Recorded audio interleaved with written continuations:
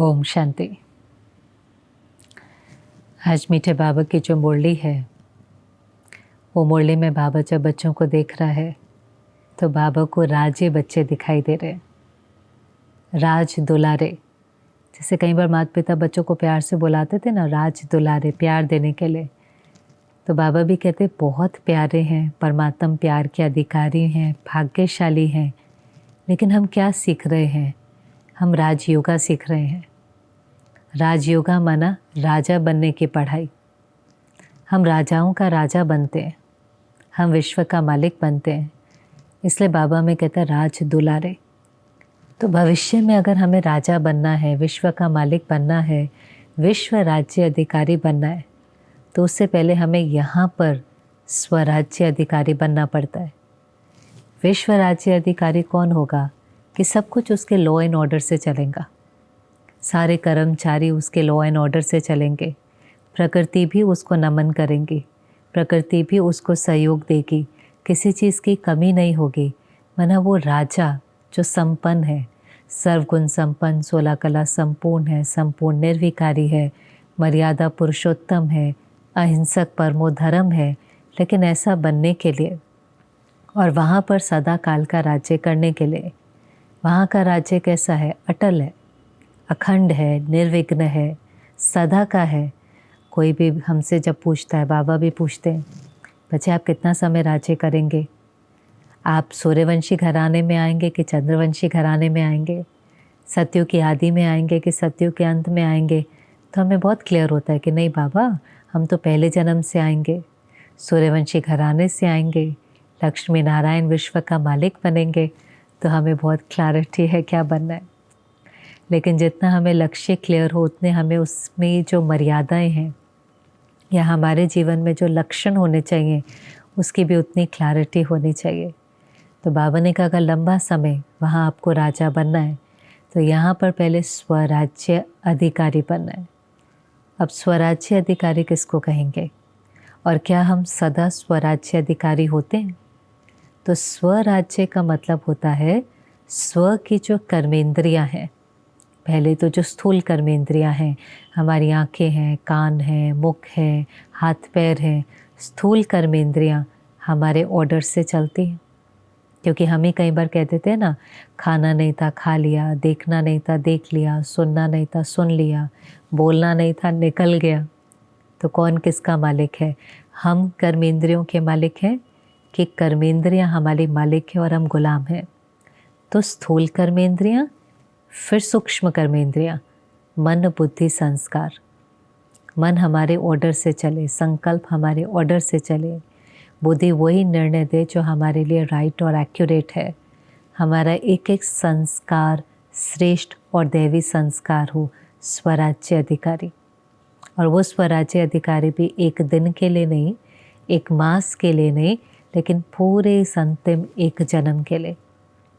तो बाबा ने कहा बाबा चेक कर रहा था, आप क्या समझते हो, स्वराज्य अधिकारी हैं कि कभी कभी स्वतंत्र से परतंत्र हो जाते हैं, पराधीन हो जाते हैं?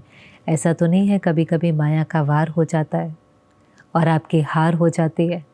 वैसे तो माया अगर वार भी करे तो भी उसकी हार होनी चाहिए, पर कभी कभी माया वार करती है तो वो हमारे सामने हारने की जगह हम ही उसके सामने हार जाते हैं। अब ऐसा क्यों होता है? बाबा ने कहा देखो, हम हैं स्वराज्य अधिकारी, लेकिन हमारे अपने ही पुराने संस्कार हमें धोखा देते हैं। हमारे ही संस्कार रॉयल रूप से हमारे सामने आते हैं और हमारा नुकसान करते हैं। तो पहली चीज़ जो समझनी है, पहली चीज़ कि जब भी हम दुख का अनुभव करते हैं, हमारी आधा कल्प की आदत है कि जब भी हम दुख का अनुभव करते हैं, हम बाहर कुछ ब्लेम करना चाहते हैं।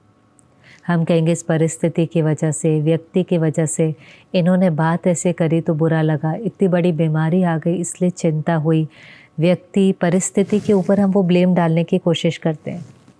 पर बाबा कह रहे हैं नहीं बच्चे, आपकी जो मन की हलचल का कारण है, स्वराज्य अधिकारी से हम पराधीन हो गए, माया ने हमारे पर अटैक किया। माया क्या है? कमज़ोर संकल्प। अगर एक डेफिनेशन सिंपल सी माया की देखें तो कमज़ोर संकल्प है। चाहे वो कमज़ोर संकल्प भय के हैं, चाहे वो कमज़ोर संकल्प चिंता के हैं, चाहे वो कमज़ोर संकल्प ईर्ष्या के हैं, किसी भी चीज़ के हो सकते हैं, पर कमज़ोर संकल्प है। काम, क्रोध, लोभ, मोह, अहंकार, ईर्ष्या, द्वेष, आलस्य, अलबेलापन, नफरत किसी के भी हो सकते हैं, पर कमज़ोर संकल्प है। तो पहली चीज़ हमें महसूसता की शक्ति होनी चाहिए कि ये जो मेरी अनुभूति है, ज़रूर किसी विकार ने मेरे ऊपर अटैक किया है, माया का वार हुआ है। माया भिन्न भिन्न रॉयल रूपों से अटैक करती है। माया का काम ही ये, उसका राज्य है। बाबा ने कहा इसलिए आपको घबराना नहीं चाहिए। माया का राज्य तो अंत तक भी जो अंदर छिपे हुए संस्कार हैं, वो संस्कार इमर्ज होंगे। जैसे वैद्य लोग कहते हैं ना, आप जितनी दवाई लेंगे उतनी बीमारी उथल खाएंगी। तो हम भी जितना जितना इस यात्रा में आगे बढ़ेंगे, उतने उतने जो बचे कुचे भी संस्कार हैं, थोड़े बहुत भी रहे हुए हैं, सब बाहर आएंगे। तो घबराना नहीं चाहिए। उसमें भी बाबा ने कहा हैं तो हमारे ही संस्कार, पुराने संस्कार, हमारे ही दाग हैं। बाहर वाला वही ट्रिगर कर सकता है जो हमारे अंदर है। अगर मेरे अंदर दुखी होने का संस्कार ही नहीं है, आप भले मेरी निंदा भी कर लो, अपमान भी कर लो, मुझे फील नहीं होगा। लेकिन अगर मेरे अंदर बहुत अहंकार है, अभिमान है, तो छोटी छोटी बातों का भी अपमान महसूस होगा। तो अहंकार होगा तो महसूस होगा। अगर मेरे अंदर ईगो का संस्कार ही नहीं है, तो मुझे उस चीज़ का दुख भी नहीं हो सकता। तो पहली रियलाइजेशन, अंदर में कोई ना कोई संस्कार है जो धोखा दे रहा है। ज्ञान और दूसरे लोग केवल आईने का काम करते हैं।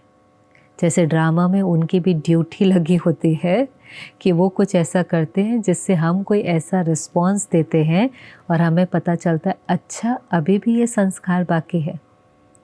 इसलिए किसी को दोष देने की जगह, किसी से नफ़रत करने की जगह, किसी को गलत कहने की जगह, उसको टेस्ट समझकर देखना चाहिए मुझे अपने अंदर अभी क्या चेंज लेकर आना है। किसी भी समय कोई भी टेस्ट बन जाता है। कभी कोई व्यक्ति टेस्ट बन जाता है, कभी कोई परिस्थिति टेस्ट बन जाती है। इसलिए बाबा कहते हैं पेपर है, पर मैं उस पेपर में तब फेल हो जाता हूँ जब मैंने अपने छिपे हुए संस्कार को, विकार को आइडेंटिफाई नहीं किया होता। और उसमें भी आज बाबा ने कहा दो मुख्य कौन से हैं।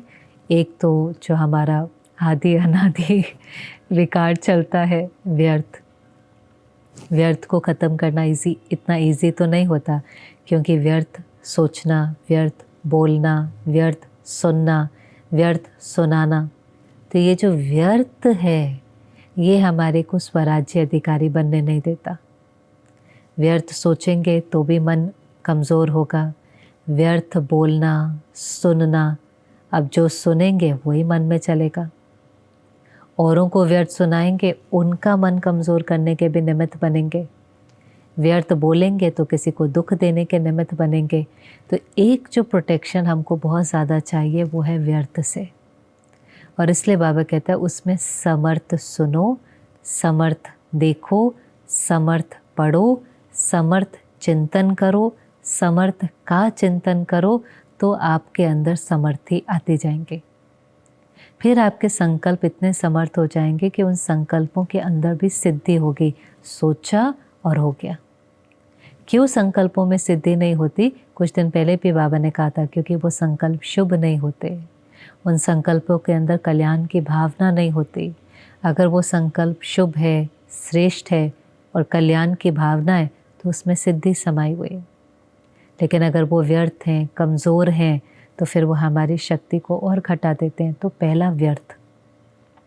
और दूसरा बाबा ने का संस्कार जो बहुत धोखा देता है, जो हमें स्वराज्य अधिकारी से पराधीन बना देता है, वो है अलबेलापन। कभी कभी ब्राह्मण जीवन में अलबेलापन आने लगता है। इसलिए बाबा कई बार कहता है बचपन के दिन भुला ना देना। अलबेलापन और आलस्य अलग होता है। आलस्य तो ब्राह्मण में होता ही नहीं है। एक ब्राह्मण होगा, रोज़ अमृत वेला भी उठ रहा है, मुरली भी सुन रहा है, भोग भी लगा रहा है, ट्रैफिक कंट्रोल भी कर रहा है, तो आलसी नहीं है। लेकिन अलबेलापन होता है केयरलेसनेस। मुरली सुनी, लेकिन क्या एकाग्रता से सुनी? क्या बुद्धि में वो मुरली मेरे समाई? योग मैंने लगाया, पर क्या एकाग्रता थी? याद की यात्रा थी? विक्रम मेरे विनाश हुए, सेवा करी, लेकिन क्या इंटेंशन के अंदर प्योरिटी थी? त्याग की भावना थी, नाम मान शान तो नहीं चाहिए था। तो शुरू शुरू में जब हम आते हैं तो बहुत उमंग उत्साह होता है, नई नई बातें होती हैं, एकदम ये सुन करके भी कि मैं आत्मा हूँ, नशा चढ़ता है। परमात्मा मेरा साथी है, मैं उसकी संतान हूँ, उसके वर्षे की अधिकारी हूँ, बहुत नशा चढ़ता है। फिर धीरे धीरे जैसे कोई चीज़ होती है, कितनी भी वैल्यूबल हो, चाहे हीरा भी हो, एक बार जब अपना हो जाता है तो होता हमारे पास है, लेकिन स्मृति न होने के कारण नशा नहीं चढ़ता। रख दिया उसको हमने कहीं बैंक में। इसलिए बाबा कहता है बच्चे ज्ञान को बुद्धि के बैंक में नहीं रखो, उसको यूज़ करो, उसका दान करो, उसको सफल करो। तो अलबेलापन आ जाता है, केयरलेसनेस आ जाती है, याद में भी केयरलेसनेस आ जाती है। हाँ है ना बाबा, मैं बाबा की याद में ही हूँ। तो जितना इमर्ज रूप की याद होनी चाहिए, मेहनत करनी चाहिए याद करने के लिए, उसमें एकाग्रता होनी चाहिए, याद के सेमिनार होने चाहिए, याद के चार्ट होने चाहिए, जो आदि के दिनों में करते थे। अभी भी मुरली में आएगा ना बच्चे, याद का चार्ट लिखो, कितने घंटे आप बाबा की याद में रहे उसका चार्ट लिखो। भोजन करते समय याद रहा, स्नान करते समय याद रहा, पल पल प्रभु को प्यार से याद कीजिए, दिल ही दिल में उससे बात कीजिए, तो ही हम पार होंगे, तो ही हम निहाल होंगे, तो ही हम घर वापस जा सकेंगे पवित्र बनकर। तो उसमें अलबेलापन आ जाता है। और तीसरा बाबा ने कहा बच्चे, वायुमंडल के अंदर भी संस्कार इमर्ज होते हैं। पहले तो क्या होता है, हम इतने बाबा के पास आते हैं ना तो मैले होते हैं, तो मोटे मोटे संस्कार तो फटाफट दिखाई दे जाते हैं। जैसे किसी टेबल को आपने बहुत समय से साफ़ ही नहीं किया हो, तो जब आप पहला कपड़ा लगाते हैं ना तो धूल एकदम निकल जाती है, आपको लगता है स्वच्छ हो गया। तो वो धूल आपको दिखाई देती है, क्योंकि बहुत समय से साफ़ नहीं किया, तो वो धूल और मिट्टी बहुत अच्छे से दिखाई देती है। पर एक बार आपने टेबल को साफ़ कर लिया, अगले दिन भी उसके ऊपर कोई थोड़ी सी धूल होगी, थोड़ा सा दाग होगा, पर वो एकदम देखने में नहीं आता, उसके ऊपर आपको मेहनत करनी पड़ती है।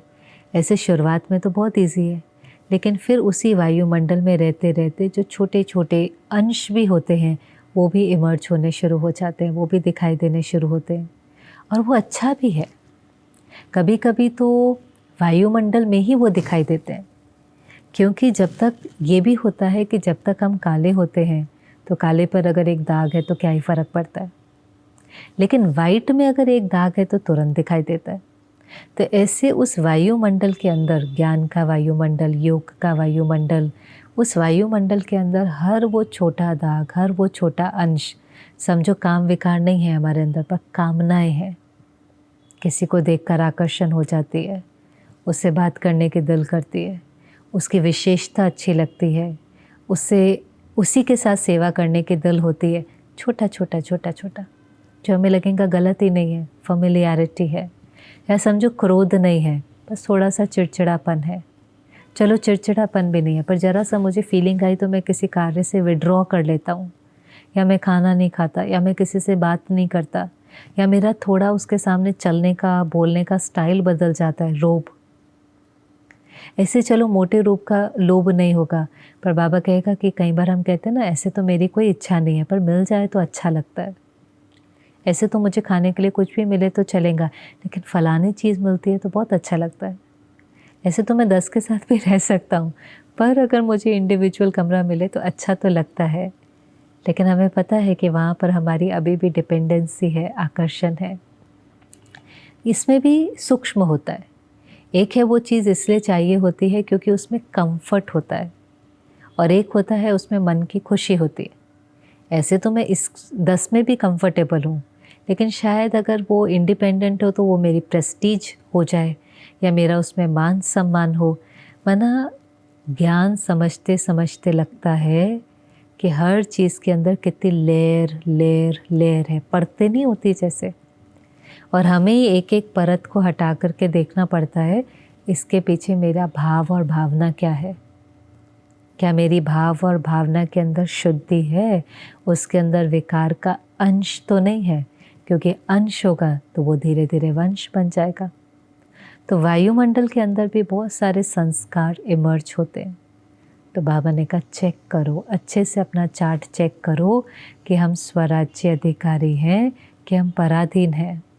हमारे ऊपर माया का वार तो नहीं हो जाता, वैसे तो माया को हार खानी चाहिए, हमारे गले में विजय का हार डालना चाहिए, पर क्योंकि कभी कभी अलबेलापन आ जाता है तो अपने ही पुराने संस्कारों के हम वश हो जाते हैं, फिर दिल शिकस्त हो जाते हैं। नेचुरल सी बात है, बहुत मेहनत करें, प्राप्ति नहीं हो तो लगेगा ये तो बहुत मेहनत है, देवता बनना तो बहुत मुश्किल है, बाप समान बनना तो बहुत इम्पॉसिबल है, तो दिल शिकस्त हो जाते हैं। इसलिए बाबा कहता था बच्चे, इस जीवन में एक चीज़ जो बहुत ज़रूरी है वो है अटेंशन, अलर्ट। जैसे मिलिट्री में होते हैं ना लोग, कितनी भी ट्रेनिंग कर ले, कितने भी परफेक्ट बन जाएं, पर वो कभी भी थोड़े से ढीले ढाले नहीं होते, सदा अलर्ट होते हैं। उनको पता है रात के समय, दिन के समय, आगे से पीछे से कभी भी कोई वार कर सकता है, तो अलर्ट होते हैं। उनके कान आँख हमेशा अलर्ट होते हैं। बहुत दूर भी कोई आवाज़ होगी, हलचल होगी, एकदम उनको पता चल जाता है। मिलिट्री वालों की चाल चलन, उठना बैठना सब अलग होता है। आप देखेंगे उनके अंदर जैसे अलर्टनेस उनका संस्कार बन जाता है, अलर्ट, एवर रेडी।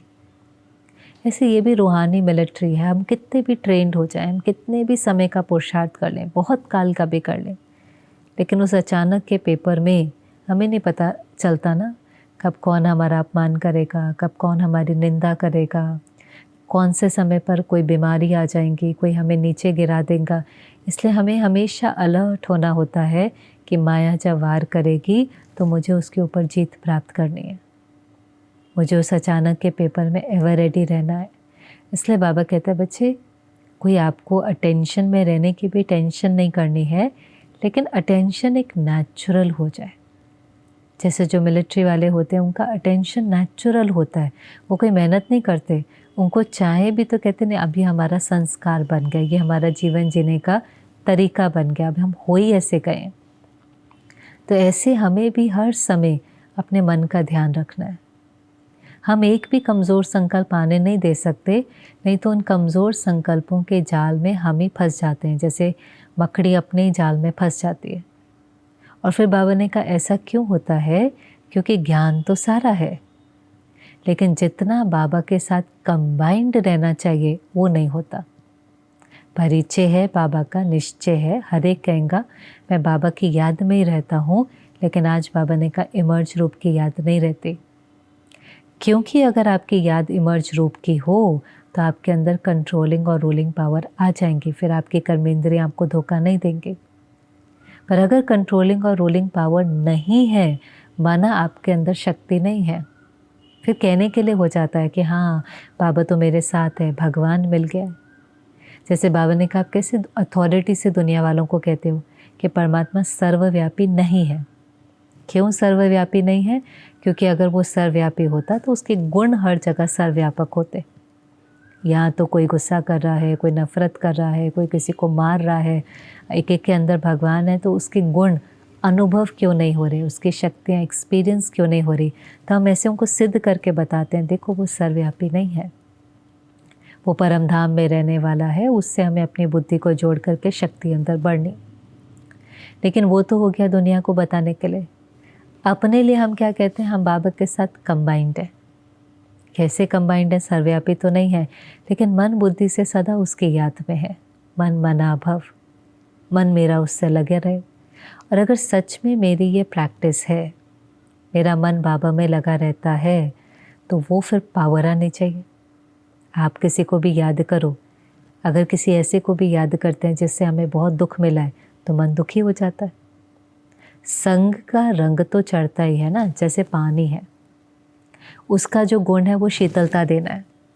कहीं आग लगेंगी तो बुझाने के लिए पानी यूज़ करते हैं, पर उस पानी को अगर आप अग्नि पर रख दो तो अग्नि का गुण उसमें ट्रांसफ़र हो जाता है और वो पानी फिर जलाने का काम करने लगता है।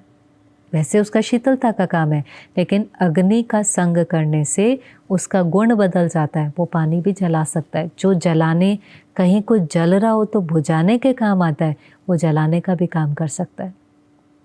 ऐसे ही जिसका संग करेंगे उसका रंग दिखाई तो देना चाहिए। तो मैं बाबा के साथ कंबाइंड हूँ और बाबा ऑलमाइटी अथॉरिटी है, बाबा सर्वशक्तिवान है, और मुझे चिंता हो रही है, मैं हिल रहा हूँ, घबराहट हो रही है, तड़फ रहा हूँ, कौन मानेगा कि हम कंबाइंड हैं? तो बाबा ने पूछा, है सदा कंबाइंड, हैं कंबाइंड? तो हम सब कहते हैं हाँ बाबा। फिर बाबा दूसरा प्रश्न पूछते हैं, सदा कंबाइंड है? वहाँ हम सोच में पड़ जाते हैं कि कंबाइंड तो है, स्वराज्य अधिकारी भी हैं, कंट्रोलिंग और रूलिंग पावर भी है, लेकिन सदा नहीं है। विदेशी बाबा के सामने बैठे थे। बाबा ने कहा, बाबा कई बार विदेशियों को कहता है 2 शब्द छोड़ दो, एक सम टाइम, एक समथिंग। सम टाइम माना कभी कभी। बाबा को सम टाइम अक्षर अच्छा नहीं लगता, कभी कभी नहीं अच्छा लगता। कभी खुशी, कभी गम, कभी कंट्रोलिंग पावर, कभी पराधीन, कभी कंबाइंड और कभी अकेले हो जाए, कभी कभी नहीं। सदा सदा कंबाइंड, सदा स्वराज्य अधिकारी, सदा खुश, सदा कंट्रोलिंग और रूलिंग पावर वाले। तो कौन सदा है? बाबा ने कहा हाथ खड़ा करें।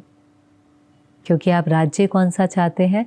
सदा का राज्य। हम सदा विश्व के मालिक बने, तो यहाँ पर भी पहले सदा का स्वराज्य अधिकारी होना चाहिए। भारतवासी भी बैठे थे। बाबा ने कहा वो हाथ उठाएं जो कहते हैं कि हाँ, हमारा सदा का लॉ एंड ऑर्डर है, कर्मेंद्रियाँ कभी धोखा नहीं देती, अखंड निर्विघ्न स्वराज्य है। तो अब हम सब समझते हैं कि उतनी स्थिति तो हमारी अभी तक पहुंची नहीं होती। इसलिए बाबा कहते हैं बच्चे, बाबा इसीलिए कहता है बाबा को याद करो। और कितना समय बाबा ने याद करने के लिए कहा? 8 घंटा। आता है ना साकार मुरली में, 8 घंटा याद करो।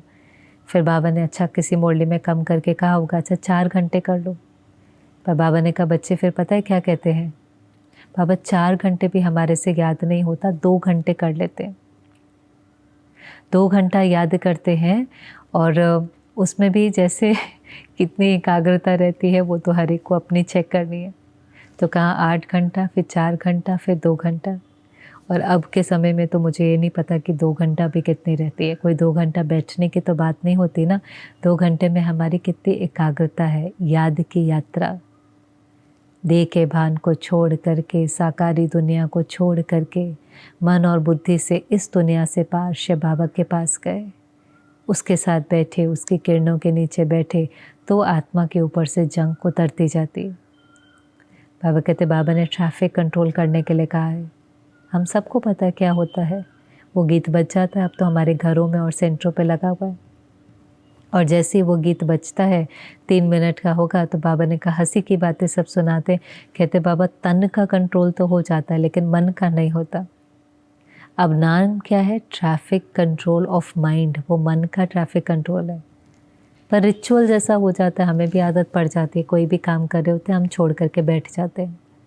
पर मन कई बार यही सोचता है ये गीत पूरा होगा ना तो अगला काम कौन सा करना है, या ये गीत पूरा होगा ना तो फिर मुझे वो करना है, फिर वो करना है। और कभी कभी तो ये भी सोचते हैं अच्छा पहले ये काम कर लूँ फिर ट्रैफिक कंट्रोल कर लूँगा।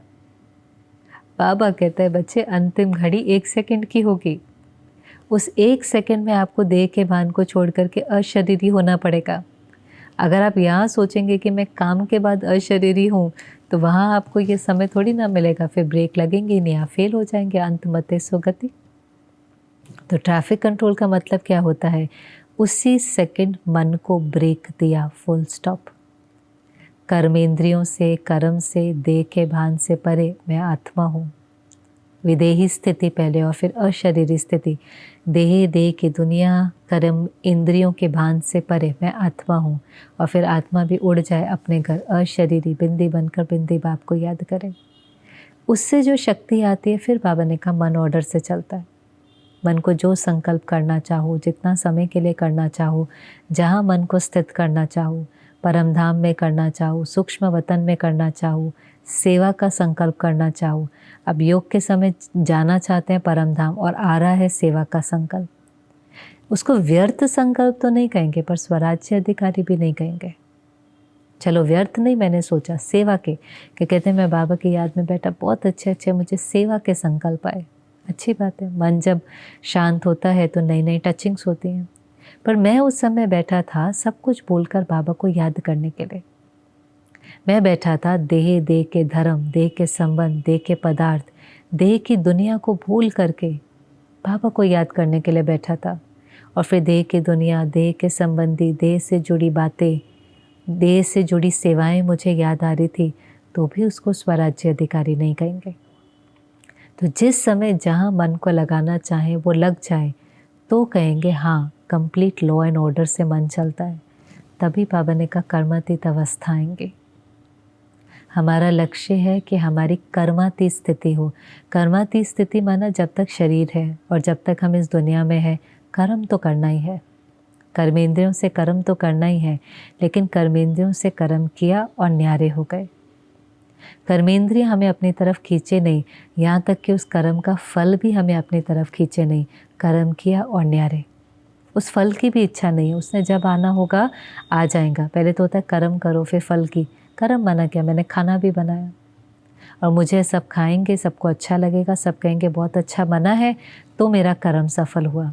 वो भी कर्मातीत अवस्था नहीं है, वो भी एक प्रकार से कर्म का बंधन है, क्योंकि हम कर्म के फल से अटैच हैं। और अगर किसी ने कह दिया बहुत अच्छा नहीं बना, तो हमारी स्थिति ऊपर नीचे होने लग जाती है। लेकिन कर्मातीत अवस्था है, मैं आत्मा अपने ओरिजिनल संस्कारों के द्वारा शांति, शक्ति, प्रेम, आनंद, खुशी से कर्म करती हूँ। कोई भी कर्म हो सकता है, बात करना, खाना बनाना, कपड़े धोना, कोई कॉन्फ्रेंस करना, मीटिंग करना, मैंने वो कर्म किया, श्रेष्ठ संस्कारों से किया, कर्म पूरा हुआ, फिर हम कर्म से डिटैच हो गए। कर्म बंधन नहीं बने। कर्मातीत अवस्था है, पुराना जो विकर्मों का हिसाब किताब है वो चुकता हो गया बाबा की याद से। और अब जो नए कर्म कर रहे हैं वो इतने श्रेष्ठ हैं कि हमारा कर्म संबंध है, लेकिन किसी के साथ कर्म बंधन नहीं है। कितनी ऊंची स्टेज है। इसलिए बाबा कहते हैं हर एक की कर्मातीत स्टेज अलग अलग रह जाती है लास्ट की, जो जहाँ तक पहुँच पाता है, जहाँ तक हिसाब किताब चुकता कर पाता है, बाकी तो फिर सारा भोग करके ही करना पड़ता है। पर छोटे छोटे संस्कारों को चेंज करने की मेहनत करने के बजाय बाबा ने कहा बाबा की याद में रहने से, कंबाइंड रहने से, याद का चार्ट बढ़ाने से कर्मातीत अवस्था अपने आप आ जाएंगे। वो एक एक संस्कार के ऊपर मेहनत करने में तो समय भी बहुत चला जाता है और दिल शिकस्त भी हो जाते हैं, लेकिन बाबा की याद में रहने से आत्मा के ऊपर से वो जंग अपने आप उतर जाती है, हिसाब किताब अपने आप चुकता होता है, सूली से कांटा होता है, चिंता नहीं होती, बोझ महसूस नहीं होता। कर्म हम करते हैं, कर्म योगी स्थिति में करते हैं और बहुत हल्कापन और मौज का जीवन अनुभव होता है। तो छोटे छोटे संस्कारों में युद्ध नहीं करनी, लेकिन बाप को याद करने की बहुत मेहनत करनी। तभी तो बाबा ने कहा वापस जाएंगे ना, घर जाना है। हम सबको है घर जाना है, घर जाना है बाबा, बस हुआ। पर घर जाएंगे कैसे? कर्मातीत बनकर जाएंगे ना, समान बन करके जाएंगे ना। जोड़ी तो ठीक दिखनी चाहिए। आजकल शरीर की भी जोड़ी मिलाते हैं तो क्या कहते हैं, भाई जितनी इसकी हाइट है उसकी जितनी तो हो हाइट, कम हाइट अच्छी नहीं लगती। एक पतला एक मोटा अच्छा नहीं लगता, एक गोरा एक काला अच्छा नहीं लगता। पढ़ाई भी है तो समझते हैं थोड़ी तो समान हो, वेवलेंथ मैच तो करे, बातचीत तो कर सके। तो शरीर में इतना मिलाते हैं। अब घर जाना है, शिव बाबा हमारा एवर प्योर और हम आत्मा इम्प्योर, तो जोड़ी भी अच्छी नहीं लगेंगी। तो समानता होगी तो जाने में भी अच्छा लगेगा। इसलिए बाबा ने कहा ब्रह्मा बाबा को फॉलो करो, फॉलो फादर। कैसे ब्रह्मा बाबा रोज़ अपने कर्मेंद्रियों की दरबार लगाता था, ज्ञान में आने से पहले भी लगाता था। लच्छू दादी कई बार मधुबन में बाबा की डायरी दिखाती थी। बाबा अपने कर्मेंद्रियों को ऐसे समझता था जैसे बाबा के मंत्री हैं, और फिर एक एक से बाबा दरबार लगा कर के हालचाल पूछता था। हे आँखें, तुमने आज किसी की कमी तो नहीं देखी? ये आँखें, तुमने धोखा तो नहीं दिया? ये मुख, तुमने किसी को दुख तो नहीं दिया? हे मन, तुमने आज हलचल तो नहीं करी? अपने ही कर्मेंद्रियों की दरबार लगाना, उनके कर्मों को बैठ कर के साइलेंस में देखना कि कहीं कोई भूले तो नहीं हुई, और फिर अपनी कर्मेंद्रियों को ऑर्डर से चलाना। कंट्रोलिंग और रूलिंग पावर, इसको कहेंगे स्वराज्य अधिकारी। बाबा ने कहा आप भी रोज़ दरबार लगाओ, बैठो साइलेंस में, एक एक कर्मेंद्रिय के आगे लिखो, आज मुख ने धोखा तो नहीं दिया, मैंने ज़्यादा तो नहीं खा लिया, ऐसा तो नहीं कुछ बोला जो किसी को दुख मिले। मेरे बोल अलौकिक थे, स्वमान बढ़ाने वाले थे, डिस्टर्ब करने वाले तो नहीं थे, झरमुई झगमुई में तो नहीं गए, कानों ने किसी की निंदा तो नहीं सुनी, मन ने बहुत भविष्य का सोच सोच कर डर तो पैदा नहीं किया, बीती बातों का चिंतन तो नहीं किया। बस अपनी दरबार लगानी है, चेक करना है, चेक करना है, चेंज करना है, चेक करना है, चेंज करना है। क्योंकि जब बाबा ने कहा आपकी मनसा भी शक्तिशाली हो जाएंगी, वाचा भी शक्तिशाली, कर्म भी शक्तिशाली, संबंध संपर्क भी शक्तिशाली, अगर आपने यहाँ मेहनत कर ली तो सेवा की स्पीड बहुत बढ़ जाएंगी। ऐसे नहीं सोचना कि स्व का ध्यान दिया तो सेवा नहीं होंगी, स्व शक्तिशाली होगा, मनसा वाचा कर्मना संबंध संपर्क पवित्र और शक्तिशाली होंगे तो सेवा की स्पीड बहुत बढ़ जाएंगे और बहुत कम समय में बहुत सेवा हो जाएंगे। ये सेवा का बहुत अच्छा साधन बन जाएगा और उसमें भी संगठन में सबकी अगर शक्तिशाली बन गई तो एक ही समय पर आप तीनों प्रकार की सेवा करेंगे। मनसा से शक्तियों का दान, वाणी से ज्ञान का दान, कर्मों से गुणों का दान प्रत्यक्ष प्रमाण बन जाएंगे। और वही तो बाबा पिछले दिनों में कह रहा है, ये लोग सुनना नहीं चाहते, देखना चाहते हैं। सुनते हैं, अच्छा अच्छा कहते हैं, पर जब देखते हैं तो कहते हैं इनको बनाने वाला ऐसा कौन है, हमें भी उससे मिलना है, हमें भी ऐसा बनना है। तो बाबा ने कहा बच्चे, हर एक को बाबा ने काम दिया, निर्विघ्न, अटल, अखंड, पहले स्वराज्य फिर विश्व का राज्य। एक एक मेहनत करे कि मेरी कर्मेंद्रियाँ लॉ एंड ऑर्डर से चले। और जितने बाबा के सामने बैठे थे, पहले तो बाबा ने कहा एक ही टर्न बचा है, तो 15 दिन के बाद बाबा रिजल्ट देखेगा। फिर बाबा ने कहा अच्छा बाबा 3 मास का समय देता है, चाहे ज्ञान सरोवर, पांडव भवन, मधुबन वाले, चाहे ग्लोबल हॉस्पिटल वाले, चाहे डबल विदेशी, चाहे सेंटर, सब लक्ष्य रखें, कहीं से कंप्लेन नहीं आनी चाहिए। हिम्मत रखें कि हमें अभी इसको निर्विघ्न स्थान बनाना है। और बहुत सुंदर बात, अंडरलाइन देने वाली बात थी, बाबा ने कहा सब के लिए हिम्मत रखते हो या सिर्फ अपने लिए हिम्मत रखते हो? अपने लिए तो हम सब चलो फिर भी कहते हैं कि बाबा मैं अपने कर्मेंद्रियों को तो कंट्रोल कर सकता हूँ, दूसरे का क्या करूँगा। आप कह रहे हो हम सेंटर पर 10 जने रहते हैं, सब निर्विघ्न हो, मैं अपनी कर्मेंद्रियों को लॉ एंड ऑर्डर से चलाऊँगा, वो कुछ गलत बोले, वो कुछ गलत सुने तो मैं क्या करूँ?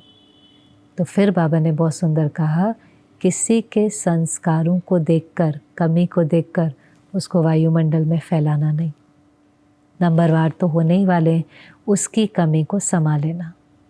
कमी दिखाई देंगी और हम समझदार हैं तो हमें ये भी पता चलेगा कि ये सही है कि गलत है। सही को सही समझना, गलत को गलत समझना, अपनी वृत्ति में नहीं बिठाना।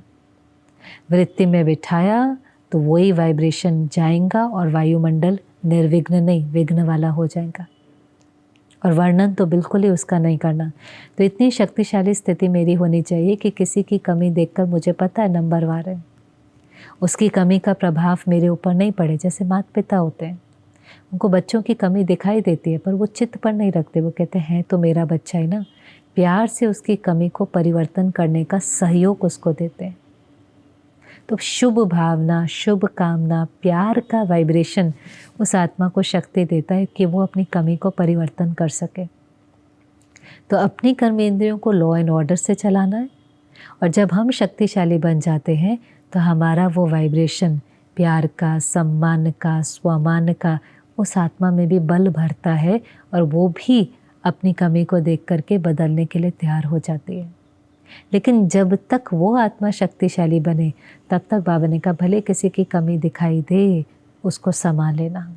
समा लेना माना खुद भी हलचल में नहीं आना, उसका वर्णन भी नहीं करना, वायुमंडल में उसको फैलाना नहीं, वायुमंडल को निर्विघ्न रखना। और फिर जब आप ऐसा करेंगे तो आपकी शक्ति का वाइब्रेशन उसको जाएगा, आपका प्यार, आपकी शुभ भावना, आपकी शुभकामना उसके लिए शक्ति बन जाएगी। और वो शक्ति से वो भी अपनी कमी को परिवर्तन कर लेगा। क्योंकि कमी को परिवर्तन करने के लिए केवल समझ नहीं चाहिए होती, कमी को परिवर्तन करने के लिए शक्ति चाहिए होती है। जितनी आत्मा कमज़ोर होती है उतना ज़्यादा उसको प्यार और सम्मान देना पड़ता है। अगर वो शिव बाबा से नहीं जुड़ पाती तो ब्राह्मण परिवार का फ़र्ज़ होता है उसको सहयोग देना। इसलिए बाबा कहता था परिवार की गलती सो आपकी गलती। प्रकाश मणि दादी कई बार कहती थी जब कोई यज्ञ छोड़कर जाता है तो दादी को लगता है दादी की गलती है। सब कहते थे नहीं दादी आपने तो खूब प्यार दिया, वो तो उस आत्मा के संस्कार हैं। पर दादी ने कहा दादी ने शायद परखा नहीं, जिस समय वो कमज़ोर थे अगर हम सब मिलकर उसको सहयोग देते तो शायद वो आत्मा ऐसा कदम नहीं उठाती। तो इतनी हमारी दादी जो महान थी, ममतामयी थी, बाप समान थी, वो भी हमेशा समझती थी नहीं परिवार की भूल मेरी भूल है। ऐसे हमें भी अपने को अकेले नहीं बनाना है, लेकिन सबको इकट्ठे मिल करके यहाँ निर्विघ्न हमारा राज्य होगा तो हमारे उस विश्व में दुख की विद्या नहीं होगी, निर्विघ्न अटल अखंड राज्य होगा। इसलिए बाबा ने कहा सब हिम्मत करो। हिम्मत भी करते हैं, कोशिश भी करते हैं, तो भी बाबा मदद देता है। सच्चाई से कहते हैं ना, बाबा पक्का कर पाएंगे नहीं कर पाएंगे, पर हिम्मत रखेंगे, हिम्मत का हाथ भी उठाते हैं, कोशिश करने का भी संकल्प करते हैं, तो सच्चे दिल पर साहिब राजी, तो बाबा कहता है उनको भी बाबा मदद करता है। एक कदम हिम्मत का आपका, 1000 पदम गुना मदद आपके। तो हम सब भी संकल्प करें कि हम भी दरबार लगाएंगे, अपने कर्मेंद्रियों को लॉ एंड ऑर्डर से चलाएंगे, किसी और के ऊपर कंट्रोल नहीं करेंगे, उन्हों के ऊपर रूल नहीं करेंगे, अपनी कर्मेंद्रियों को ऑर्डर से चलाएंगे। वो गुस्सा भी करेगा, हम शांत रहेंगे, हमें उस पर अटेंशन नहीं देना है, हमें उसको तो सकाश देनी है, उसको प्यार देना है, उसको शुभ भावना देनी है, उसको शुभकामना देनी है, उसको ऑर्डर से नहीं चलाना है, उसको कंट्रोल नहीं करना। उसके लिए तो जो प्रकाशमणि दादी कहती थी, सबके लिए मेरा लॉ लव है, खुद के लिए लॉ, दूसरों के लिए लव। लव और लॉ के बैलेंस में क्या, खुद के लिए लॉ और लॉ और लॉ, और दूसरों के लिए लव और लव और लव। वो लव ही दूसरों के लिए लॉ बन जाएगा। लेकिन खुद को पहले लॉज के अनुसार, मर्यादाओं के अनुसार, श्रीमत के अनुसार मुझे चलाना है, प्यार से, लेकिन नियमों का पालन तो करना ही है। स्वराज्य अधिकारी तो मुझ आत्मा को बनना ही है, बाकी दूसरे को कंट्रोल नहीं करना। आपने क्यों ऐसा बोला, आपने क्यों गुस्सा किया, आपने क्यों ऐसा किया, मतलब ब्लेम, आप ऐसा नहीं करते तो मैं ऐसा महसूस नहीं करता, नहीं, वो उसका पार्ट है। शायद ड्रामा में उस दिन उसकी ड्यूटी थी मुझे टेस्ट करने के लिए। इससे ब्रह्मा बाबा बहुत कहता था, किसी का कोई दोष नहीं है, ड्रामा में उसका पार्ट नोंदा हुआ है, मुझे मेरा पार्ट बचाना है। तो बहुत बाबा की मुरली भी, बाबा के महावाक्य भी आत्मा को बल देते हैं। आपको कौन सी बात ने बल दिया, शक्ति दी, ऐसा लगा कि बस ये मुझे करना ही है, उसको नीचे ज़रूर लिखना, उसको लिखो। जब हम लिखते हैं तो वो बात हमारे चित्त पर रह जाती है। इससे ज़्यादा नहीं तो एक बात कम से कम ज़रूर लिखें। ओम शांति।